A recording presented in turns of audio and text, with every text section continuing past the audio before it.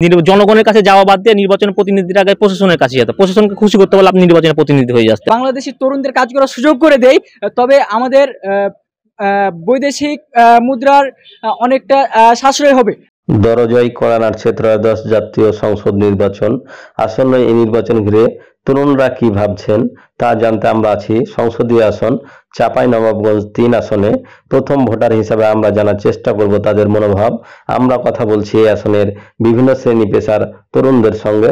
দর্শক, ততক্ষণ পর্যন্ত আপনারা এনটিভি অনলাইনের সঙ্গেই থাকুন। আমরা এবারে প্রথম ভোটার। আমাদের চাওয়া থাকবে যেন বিগত বছরগুলোতে যেভাবে নির্বাচন হয়েছে, মানে ফ্যাসিস্ট আমলে, তখন দেখেছি যে কবর থেকে এসেও নাকি অনেকেই ভোট দিয়ে গেছে, তাদের ভোটও কাউন্ট হয়েছে। তো আমরা সেরকমটা চাই না, আমরা চাই সুষ্ঠু নির্বাচন এবং সবাই ব্যক্তিগতভাবে ব্যক্তিগত প্রার্থী চয়েস করে তারা ভোট দিবে এবং তারা নিজের প্রার্থী নিজেই চয়েস করবে এবং সুষ্ঠুভাবে ভোট দিবে। একজন এমপি বা মনোনয়ন প্রার্থীর যোগ্যতা হলো যে আমরা যেটা চাই সেটা হচ্ছে তাকে অবশ্যই তাদের প্রতি আমার উদাত্ত আহ্বান, তারা যেন স্বাধীন চেতা হয় এবং জবাবদিহিতা নিশ্চিত করে, কোনো প্রকার দুর্নীতির সাথে যেন সম্পৃক্ত না থাকে এবং প্রান্তিক জনতার সাথে তাদের জন্য সম্পর্ক থাকে। তাদের রাজনীতি হবে ব্যক্তিমূলক রাজনীতি না, জনগণের রাজনীতি। তারা যেন স্বাধীনতায় বিশ্বাস করে। অনুভূতি প্রকাশ করার জন্য ধন্যবাদ এনটিভিকে।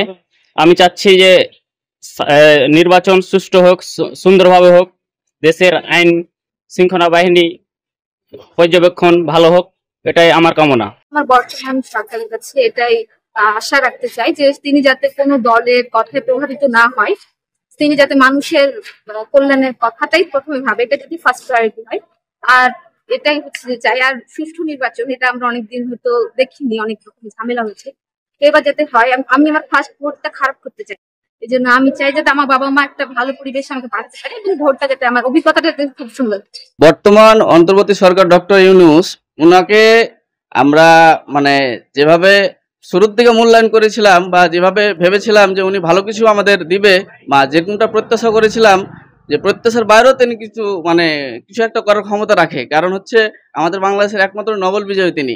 তার পাওয়ার, তার মানে বহির্বিশ্বের যে মানে একটা ভালো একটা আছে, সাপোর্ট আছে, এটা ভেবে কিন্তু আমরা ভালো কিছু ভেবেছিলাম। কিন্তু পরক্ষণে কয়েক মাস যাওয়ার পরে আমরা কিন্তু সেভাবে আশানুরূপ ফল পাইনি তার কাছ থেকে।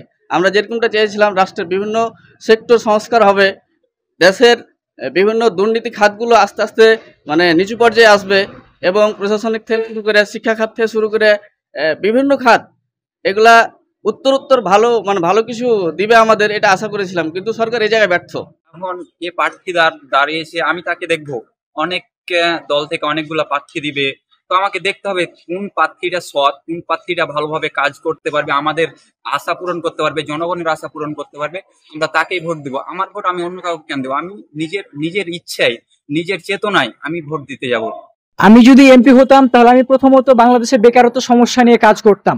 আমি প্রথমেই সংসদে বাংলাদেশের বেকারদের নিয়ে যে সমস্যা, সেটি সমাধানের জন্য অগ্রণী ভূমিকা পালন করতাম। আমরা জানি বাংলাদেশে প্রতি বছর লক্ষ লক্ষ শিক্ষিত বেকার তৈরি হচ্ছে। এই বেকার তৈরির পিছনে মূল সমস্যা হচ্ছে বাহির দেশ থেকে ইঞ্জিনিয়ার নিয়ে আসা, বাহির দেশ থেকে দক্ষ লোক নিয়ে আসা। কিন্তু বাংলাদেশে যে দক্ষ শিক্ষিত তরুণরা রয়েছে তাদের কিন্তু কাজে লাগা হচ্ছে না। আমরা যদি দেখি, সে পদ্মা সেতু নির্মাণ থেকে শুরু করে রূপপুর পারমাণবিক বিদ্যুৎ কেন্দ্র, এ সকল জায়গায় কিন্তু রাশিয়ান সহ যে সকল মানে বিদেশি ইঞ্জিনিয়ার রয়েছে তারা কাজ করছে, কিন্তু এই জায়গাগুলোতে বাংলাদেশি তরুণরা কাজ করার সুযোগ পাচ্ছে না।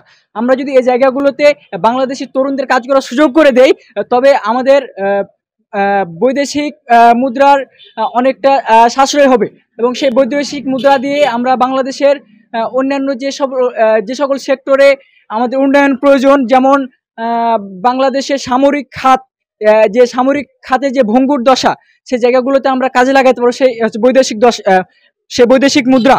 এবং বাংলাদেশে যে শিক্ষিত বেকার তরুণ, তাদের দিয়ে আমরা সেই মেগা প্রকল্পগুলো বাস্তবায়ন করতে পারবো।